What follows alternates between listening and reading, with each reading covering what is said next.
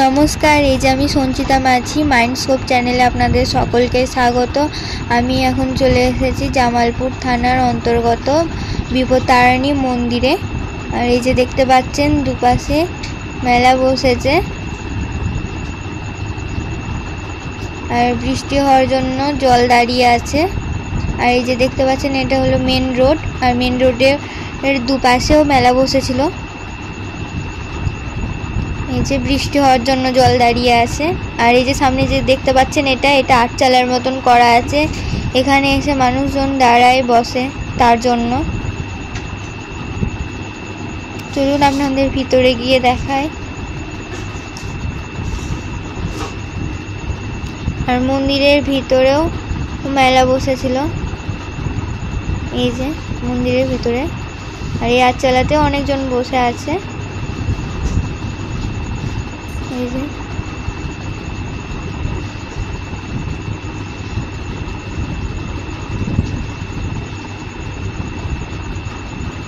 এই যে মন্দিরের ভেতরেও মেলা বসেছে।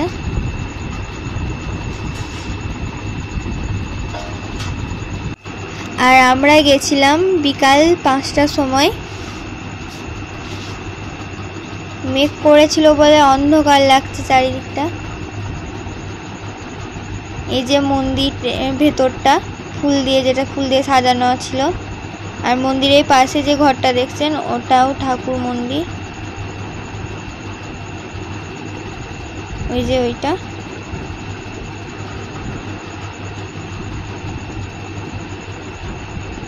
চলুন আপনাদের ভিতরে গিয়ে দেখায় মন্দিরের ভিতরটা। এটা দেখতে পাচ্ছেন এখানে পাঠা বলি করা হয়। আর এই যে দেখছেন মন্দিরের ভেতরটা দরজা লাগানো আছে, তার জন্য মায়ের মূর্তি আপনাদের দেখাতে পারছি না। আর আমাকে একজন বয়স্ক ঠাম্মা এসে বললেন যে এই মন্দিরে ভিডিও করা বারণ, আর এই ঠাকুরের ছবি তোলা বারণ, তার জন্য আপনাদেরকে দেখাতে পারলাম না। আর এটা হলো মেন রোড। আর এই যে পাশে লাইন দিয়ে আছে, এনারা প্রায় রাত্রি 1:30-2 থেকে লাইন দেয়, কারণ অনেক ভিড় হয় তো তার জন্য। কারণ অনেক দূর থেকে মানুষজন আসে এখানে পুজো দেওয়ার জন্য। আর এখানকার মা অনেক জাগ্রত তো তার জন্য এখানে এত লাইন পড়ে, অনেক রাত্রি থেকে লাইন দিতে হয়। মায়ের মূর্তি তোলা নিষিদ্ধ আছে, তার জন্য মায়ের মূর্তি তোলা হয়নি। আর দেখতেই পাচ্ছেন কত বড় লাইনটা, আর পুরো ভেতরে মন্দিরের ভেতরে অবধি লাইনটা পড়েছে। আর বৃষ্টি পড়ছে তার জন্য মানুষ ছাতা নিয়ে দাঁড়িয়ে আছে।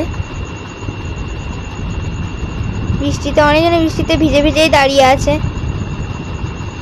এই যে দেখতে পাচ্ছেন মন্দিরের ভেতর অবধি লাইন পড়েছে। আর এখানে পুলিশও দাঁড়িয়েছিল, কারণ লাইন এত বড় লাইন, তারপরে আবার রাস্তার পাশে মেলা বসেছে, তার জন্য কোনো অ্যাক্সিডেন্ট না হয়ে যায় সেই জন্য পুলিশও দাঁড়িয়েছিল এখানে। আর এখানে জায়গাটা খুবই সুন্দর দেখতে, আর অনেকটা বড় এখানকার জায়গাটা। এই যে দেখতে পাচ্ছেন অনেকটাই বড়। আর এখানকার মা প্রতিদিন শয়নে যায়, সেই ঘরটায় আপনাদেরকে দেখাবো, চলুন। এই যে দেখতে পাচ্ছেন মন্দিরের পাশে একটা ঘর আছে, এই যে এর পাশে যে ঘরটা দেখতে পাচ্ছেন এইখানেই মা প্রতিদিন রাতে শয়নে যায়। ভিডিওটা আমি এই পর্যন্তই শেষ করলাম। যদি ভালো লেগে থাকে তাহলে অবশ্যই লাইক, কমেন্ট, শেয়ার করবেন। আর নতুন কেউ দেখে থাকলে অবশ্যই সাবস্ক্রাইব করবেন। ধন্যবাদ।